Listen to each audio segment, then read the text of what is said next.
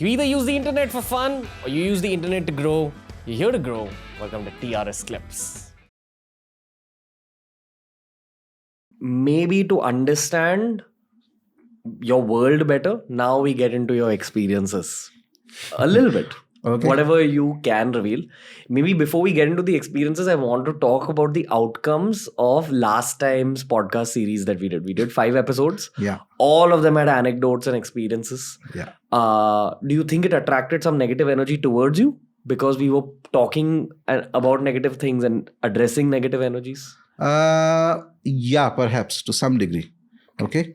So negative energy attraction, well, not negative, but let's say that, yeah, there were a lot of people with a lot of problems involved in related to spirits, black magic, who tried to contact me for help.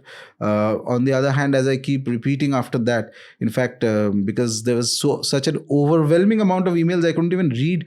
When I open my mailbox, it's like flooded. Randomly 1 or 2 I can pick up. That's like humanly possible to do.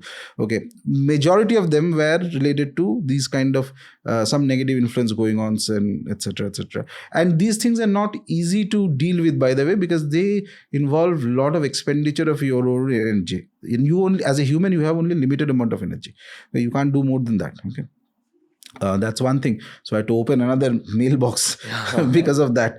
And I kept telling people that it's better to find somebody close by instead of trying to come to me. Because first of all, these things, there's a barrier of a distance. Not all things can be done at a distance. Things like that.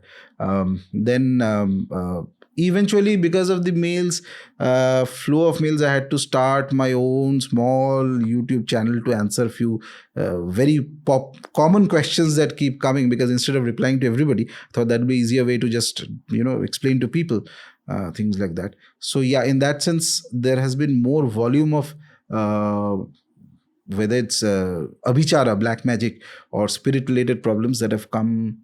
Few of them that came after that, some were easier, some 1 or 2 were very difficult, but I will not go into explaining all of that. Yeah, it was a learning lesson for me also. Let's put it that way. Okay. These are extremely advanced beings. Very powerful, very dangerous. In our Puranas, when you read about Asuras and Rakshas and demons also praying to Shiva, also praying to Ma. They are also gradually accumulating power from Shiva, from Ma. Yeah. Now, you as a human in this life and probably in your past human lives have also accumulated a certain amount of power. But say you've only been accumulating it for 200 to 300 years. Yeah. These might have been accumulating it for 20,000 years.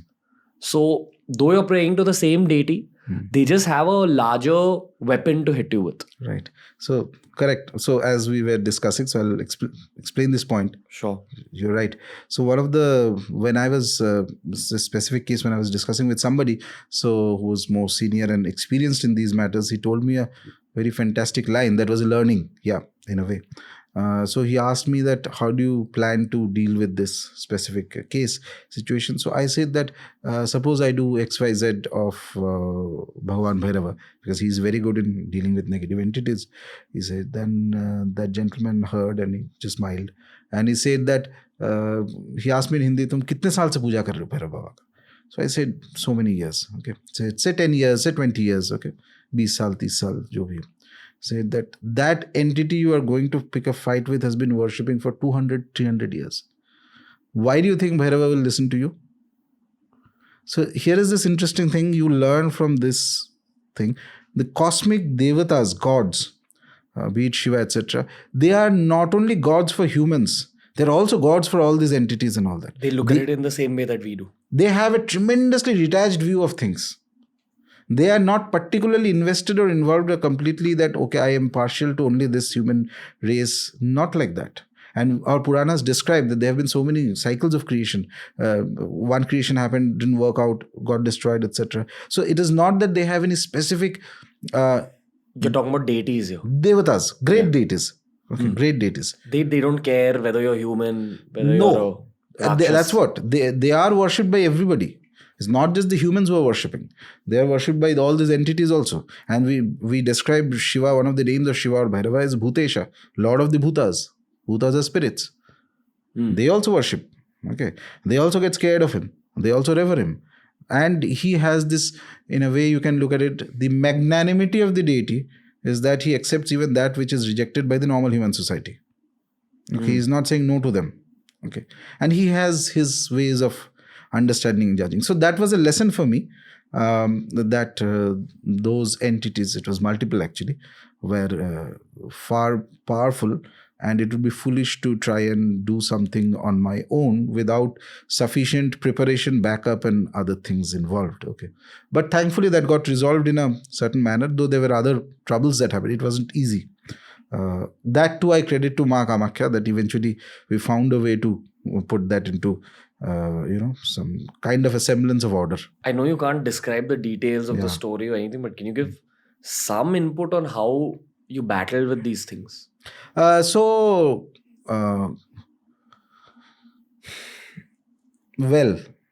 if you want to say no, you can.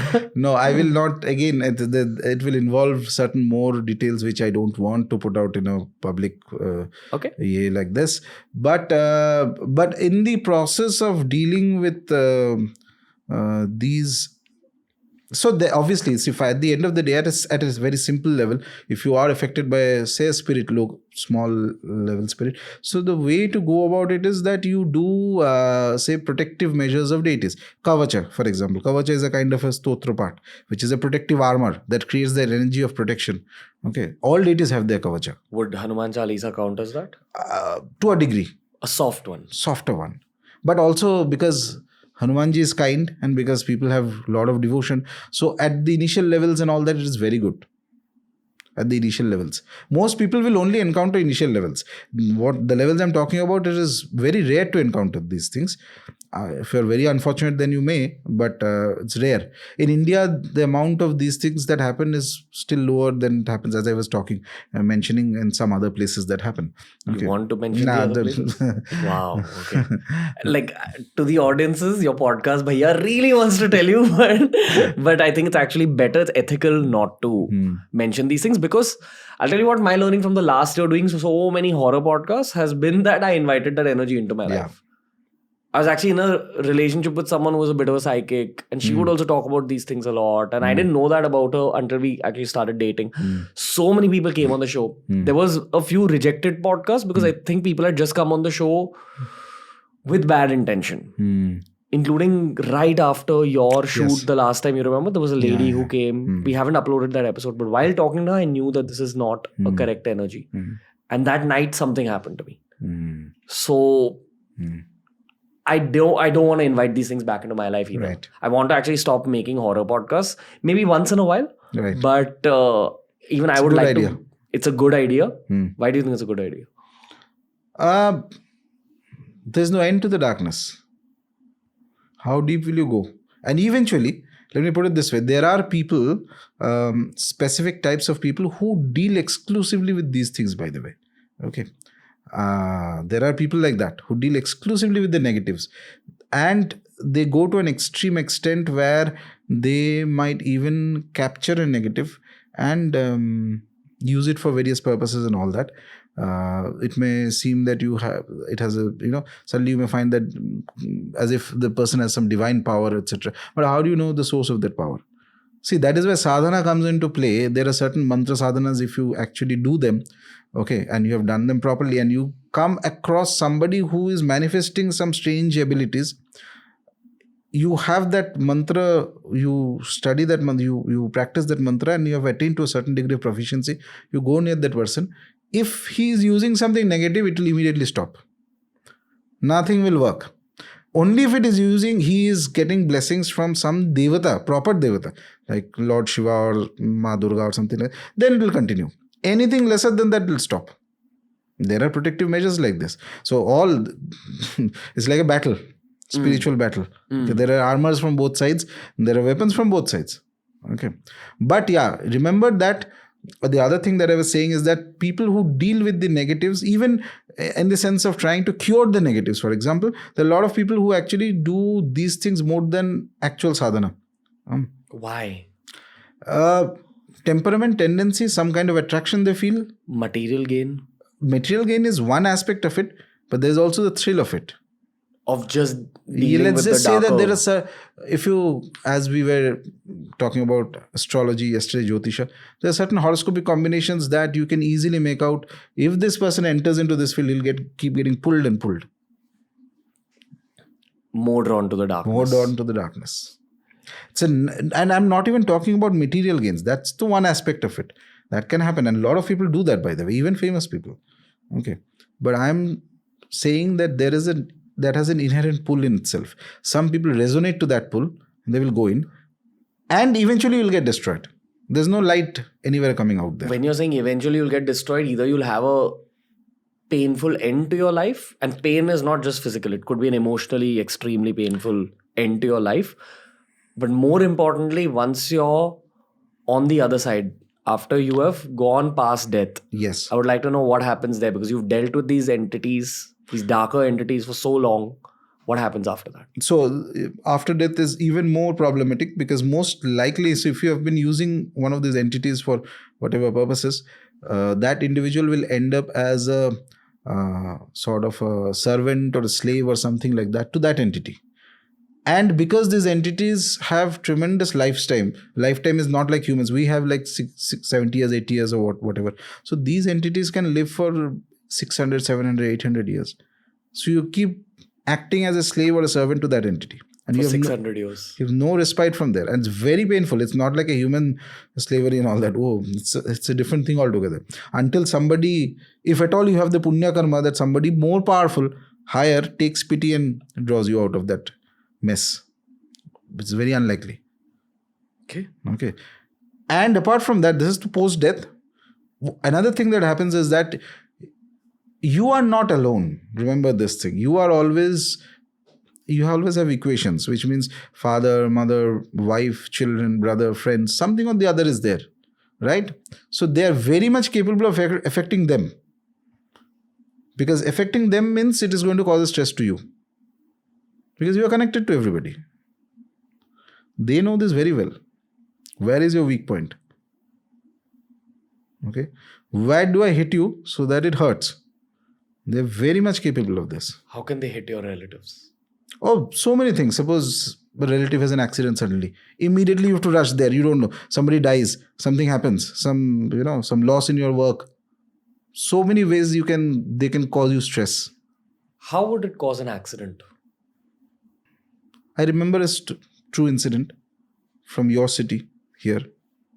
I was not involved, but a friend, very close friend. So he was describing, I think he was in maybe 11 or 12, one of the roads. I don't even remember which road it is, in Mumbai only. So I remember it vaguely, but it's more contours of it, I'll tell you. Sure. So I think he was traveling, and there is somebody driving in the car. And then they find some lady or somebody who just asks for a lift. It's pretty late in the night. So they take the lady in. She's sitting in the back of the car, and they're driving. And even though we did not want horror, but it's still coming in. I'm just saying. Sorry, sir. But so after some time, suddenly he sees that his friend who's driving, he's like kind of the car, he stops the car, but it's more like a, almost accidental stop. And he jumps out of the vehicle, straight away crosses the road and is puking. And this guy, he also, kya hua hai? What happened? And he says that lady he was there suddenly sees in the mirror that her face is just a skull. Okay. And he immediately has an accident. And then they can't find the lady anymore. At that time, there was some, I think, temple or something close by, or I don't know, maybe a mosque or a temple. I can't remember exactly. Somebody from there comes in and says that this kind of an incident has been happening a lot of times in this road. People suddenly see you are driving something, suddenly in front of you see something horrific. So you lose control. You have an accident. You die. So many non-physical entities have a lot of ways in which they can manipulate your reality. They can become visual happenings around you. Visual, auditory, even physical. There are cases where you might get physically beaten by these entities also. That also I've seen. But let me clarify, so that I do not get any more mails, that I don't deal with these things. So if something like this is bothering you, find somebody close by to help you out. Because there's only so much quota that I will take, not more than that, because humanly, there is only so much you can do. That's the understanding is to be very clear. Okay, what is your capacity, competency, and how much you can take and how much you should not take. What is it? There is sometimes prudence in avoiding things than in doing things. Yeah. I tell all my podcast guests to only reply to mails if they truly feel that their heart is in that particular problem. Again, this is taking nothing away from my empathy towards the writers of the mails. Right. I feel bad for you. Yeah. I'm sorry. But you need to understand the human side of me and my guests. Like, empathize with us. Right. There are too many mails coming in to respond to everything. So, sorry. That's all. Yeah. Is that the reason you're not talking about like the scarier stuff? Because people... No. Because some things are fresh. So let's... Okay. And because there are other people involved also. Okay. So I would not like to bring... If I bring out more details, so if not them, because these podcasts will be seen to a lot of people, so somebody close to them may find out something like this. They may find 2 and 2, 4 that this perhaps is this guy. So I don't want, it's like a sort of a breach of privacy which I don't want to do in that sense. Okay. Fair. But since we are on the topic, there's another one that I had to deal with, 2 which were very kind of nasty is the word for it. So Ma Kamakya is like this. She said, okay, I'll show you. Why did you ask for it? I don't know. Just the thought came. Okay. After TRS. Not necessarily after TRS. It was a few months after that. This happened around, March. Okay. March. Okay. This was also a very nasty case of possession. A very bad case of possession. And with a lot of marks and a lot of there's a bit of sexual element involved. Okay, from spirits, it's possible. These things possible. As in, they will take advantage of you sexually without your consent. Yeah. Yes, they can. Especially women. No, it could be men also. Really? Yeah, men, women, both. Like a female spirit or a male spirit taking advantage sexually of you as a human being. Yeah. Okay, that's possible. So there were some cases that I dealt with like that. So there was, very interestingly, though the entity was far off, but after some time it started manifesting certain kinds of attacks very close to me. Okay.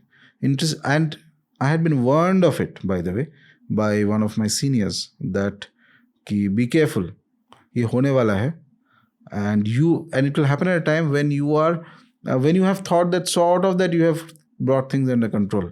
Ye aa gaya hai. But they wait for the time when you are a little bit more relaxed, or when your own defenses may be a little down. Okay, so I woke up one day suddenly with high fever and things like that, out of the blue. There's no reason for it. And a lot of weakness, and some other signs were manifesting around, which told me that this is not at all normal. It's more like an attack that was there. But thankfully, then at the end of the day, I have a very strong group of spiritual friends and backups, which are always there. And also there is the Ishta Devatas. So about a week I was down with, physically down with fever and things like that. Because of that, then I recovered. And then me being me, so I started doing again to remove that entity. So because it becomes like a challenge thing.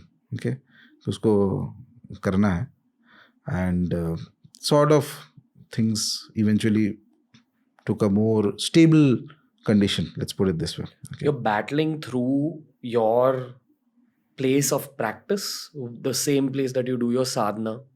When I did fall sick, I was not in my place of sadhana. Had I been in my home at that time, there's a good chance that nothing would have happened, because it has its own protections. I was traveling very intensely, going to a lot of places, like, hardly time to take rest. So travel itself makes you kind of weaker, because I am not able to do the full scope of the practices that I do daily on a regular basis if I'm at home.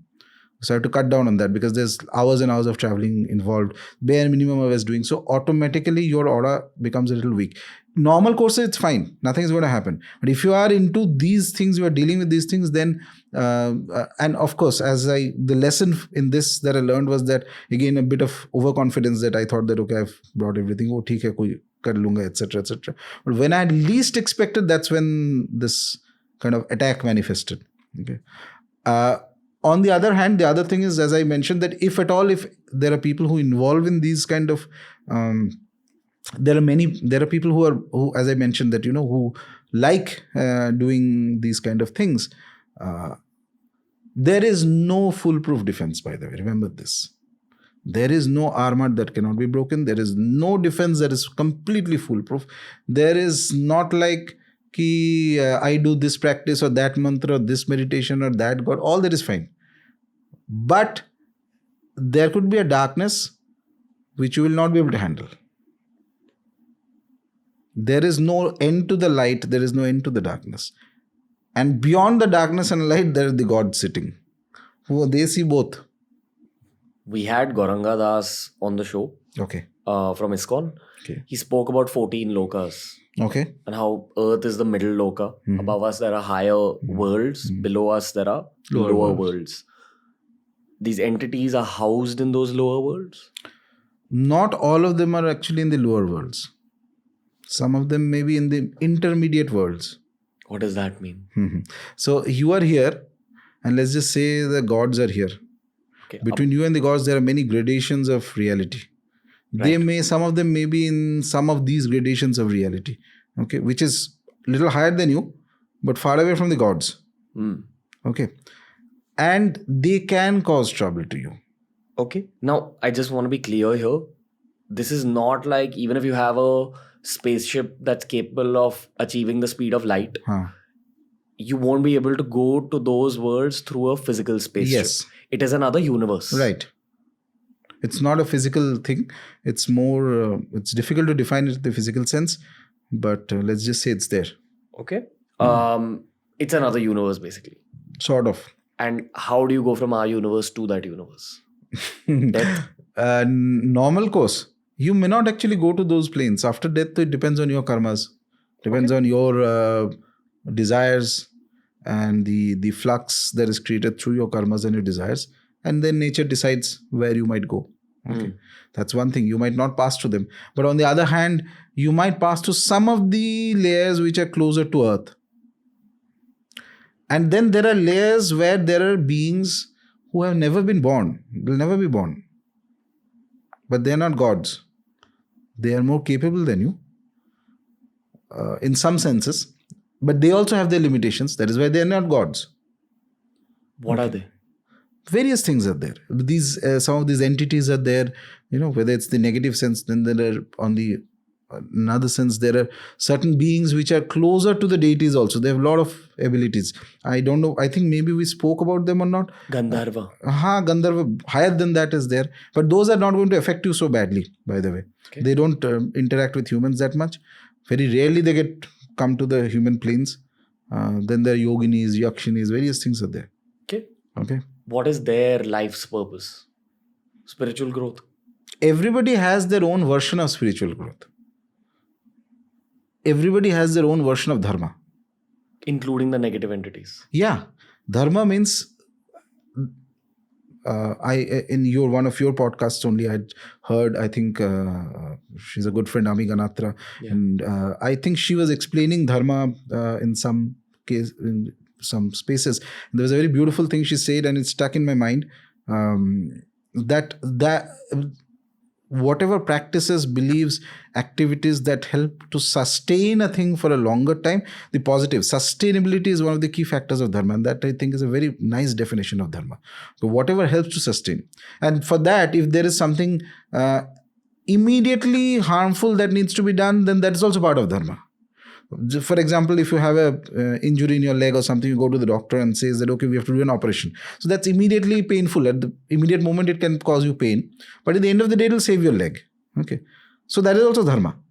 So dharma is that which sustains. So any activity you perform that helps you to sustain the qualities that you need to sustain, by the way, not the negative qualities. That which makes you more divine sort of qualities, that takes you closer to the divine qualities.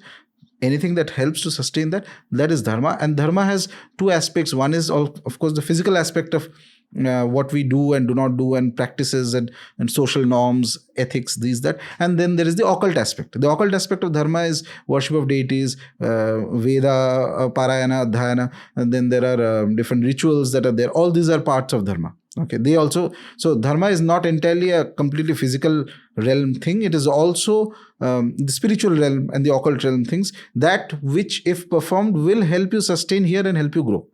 Similarly, these entities have their own dharma. They have their own sense of what they consider as growth. It may not be your growth, by the way. So for a negative entity, they may think that if I become more negative, that is my dharma. Or if I kill. Whatever has to be done for that. So they'll do that. What is their interest in human life? It's a difficult question to answer, but I feel because human beings are good toys to play with. Because humans are very easy to influence. Like we are like that dolls, Barbie dolls, Ken dolls. Sort of. And that is one thing. But the other thing is that these worlds they inhabit are not physically far away from where you are. It's in the physical space, but it's like a different dimension kind of thing. Okay. As in you go into a very creepy looking hut or a house in the middle of nowhere, and you feel a certain eeriness. You don't know what it is. There's no one there, but you just feel it's very heavy and you want to get out. They're probably there. Perhaps. Okay. We can't fully say yes or no, but yeah. This happens to me a lot in forts, abandoned forts, Right. which you have a lot of in Maharashtra Right, itself. There right. used to be one there is one in Siuri, which is next to Wadala. It's a old Siddhi fort. Siddhis were the African warriors who were brought in by the Mughals to combat the Maratha Empire when it was on its rise. And that fort was won and lost by both sides continuously. Okay. The moment you enter the fort, first the architecture hits you, second the vibe hits you. You go into certain places, you just know you're supposed to not be there. It becomes dark, you know you're supposed to get out. Correct. I have a bath every time I've left that fort, saltwater bath, just to wash it off. Because that place has seen so many battles, it's probably seen so much pain. And the one thing I know about a lot of ghosts, and I'm not talking about demonic entities here. One thing I know about a lot of ghosts is that sometimes they don't know that they're ghosts themselves. And they're trying to interact with you, saying, hey, why aren't you talking to me? But in truth, you can't even hear them. And you just feel that heaviness sometimes after you visit that place, but a lot of forts in general. Do you feel this when you visit certain historical monuments? Yes. Same reason. Same reason. There is a certain, I can't describe it in words, but a different kind of feeling which is not positive that comes in. So you understand that there is most likely the presence of some entities here. And not just ghosts, there could be even entities more powerful than them. Okay, as we had discussed earlier. So these things are there. Pret Pishach. These things are there. I believe, so I also believe that anybody who specifically pursues these things for whatever reason, as I said, there are people who actually, who like going and curing sort of these things. It's not just the money or anything, it's more the thrill of a thing. Ki main kar sakta hu, etc. Eventually, end of the day, you will lose. Let me put it this way. It's just a matter of time. When are you going to lose? What is loss? Loss is that somebody of one day or the other you will encounter one of those entities whom you cannot defeat, who will defeat you, and their defeat is finished. They're not living. There's not a second chance. Like they'll kill you. Cause so much damage, not just kill. You may lose your mind. You may be completely turn up psychotic. Lot of things can happen. Lot of things. What is this lose your mind angle? Lose your mind means you lose your mental stability. Then people will put you into some asylum or somewhere. They'll think that you have gone crazy. So if you go to a mental asylum right now, there could be people who have actually done exactly that. I can't say, but I'm just saying that if somebody pursues this path endlessly, eventually one day or the other, you will fall. What is the spiritual aspect of losing your mind? How can these entities actually go into your brain and play with your neurons? No. Your thoughts. They can influence your thoughts. Very easily. One of the typical ideas in yoga, Sri Aurobindo used to say that just about most of the thoughts that you get in your head are not yours in the first place. Whose thoughts are they? And somebody else's, something that is floating in the air. Sometimes there's a pattern of thoughts that come recurringly to certain individuals, etc. So none of it is yours. It's like yours, you're just an open receiver that comes in. But a receiver with an ego, so moment a thought comes in, your ego attaches itself to it and you think, oh, I am thinking about it.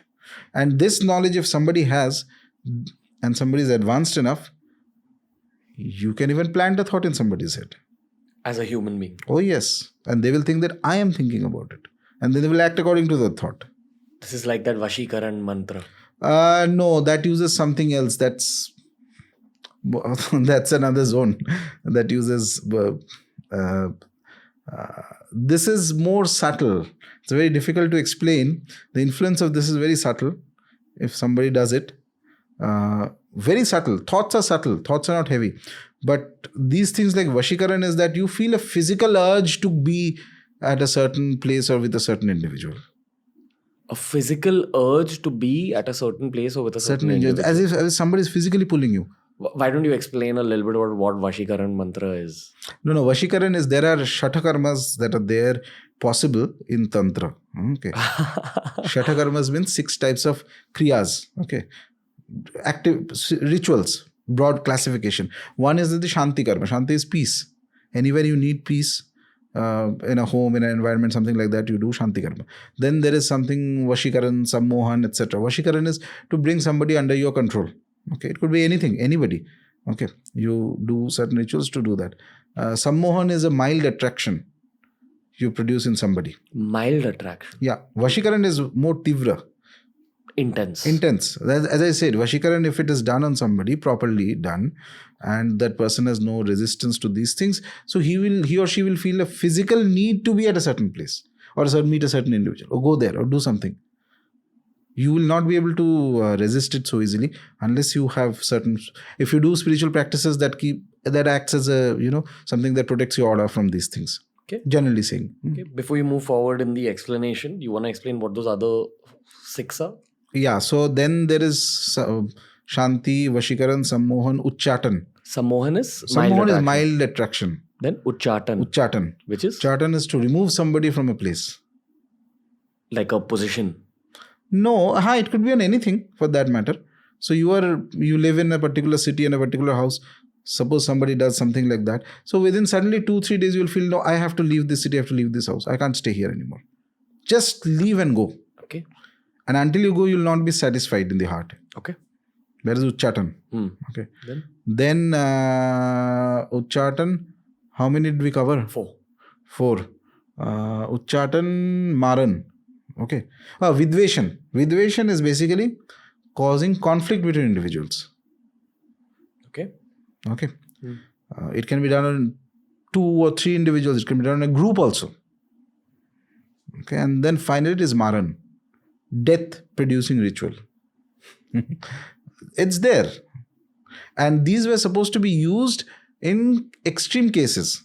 So if you remember, I think when we were doing the last time when we was doing the podcast, I had mentioned one key thing, and I tell that to people. The root of all this is the human heart. In your office, you have a fight with somebody, you think that wo agar bhag jaye na office chhod ke to bahut acha hai. So your Uchchatan started there. These are just means to manipulate reality to get that thought amplified. It's like basically Tantra is saying that if you want to do that, I'll show you how to do it better. But whether you want to do or it's up to you. And the responsibility will also come to you. As in the outcome of that karma. Yeah, definitely. So, for example, if someone does a Vashikaran mantra on a girl or guy that they wish to entice. Yeah. What will be the outcome of that? There is going to be some repercussion obviously on the, it depends on, you cannot say it like this. Why? Because you do a particular mantra on somebody and suppose the person loses his or her mind or does something very drastic. Like what? Anything can happen. You do say they commit suicide, okay, because they're not able to feel satisfied or whatever it is, jo bhi hai. So you can, that's where that phrase also comes in. Remember we were talking yesterday, you mentioned from the Gita that the karma is very deep thing in this sense, because until and unless there is physically what is manifesting out of it, so you can do this activity and you think that okay, XYZ person will come to me, but what if the person is not coming to you? What if the person has some resistance? So there is going to be some pull and there is some inner resistance. And this conflict reaches a point that they're not able to function properly. They lose their job. They end up in a hospital. They get bad. So you are basically accumulating. One trigger has caused so many other negative things. All that negative is going to come back to you. Not just one thing. Every bit of negative that person is facing is going to come back to you. This is what the world would call black magic. All these things. This is just application of mantra shakti. Is there a positive version Why of not? These same things? I'll tell you now, coming back to Kamakhya, we have gone too much into this. So one of the recorded, one of the chroniclers during the Mughal times and others, I forgot the name of the chronicler. So he records that the Mughal emperor Aurangzeb could not gather an army to attack Kamakhya. Why? Because the last time there was an attack, apparently an army of 1 lakh people vanished in the forests while coming towards attacking Kamrup. Kamrup is the region. Okay, only the horses and things were left. Men had vanished, and they believe it is because of the occult power of Kamakhya. Wow. So here is a foreign power that is going to attack you.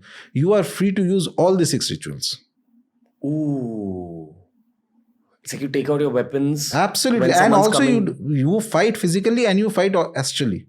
Yeah, this has come up on the show. We had Radhakrishnan Pillai who's dedicated his life to Chanakya. Okay. And Chanakya also used to use the occult during war. Yes. It is absolutely legitimate to use it. It's the same 5-6 things that you spoke about? Yes. And I'm assuming that the technique to use them includes mantras as well as yantras. Lot of other things are there. Lot of other things. Yes. Mudras. Many things. Vastu is one of the most key things. Clothes? No. That is vastra. Vastu means basically objects. What is it to be used? Specific. Every object in the world has a specific energy. Tantra also uses this thing, which is that let me combine this specific object.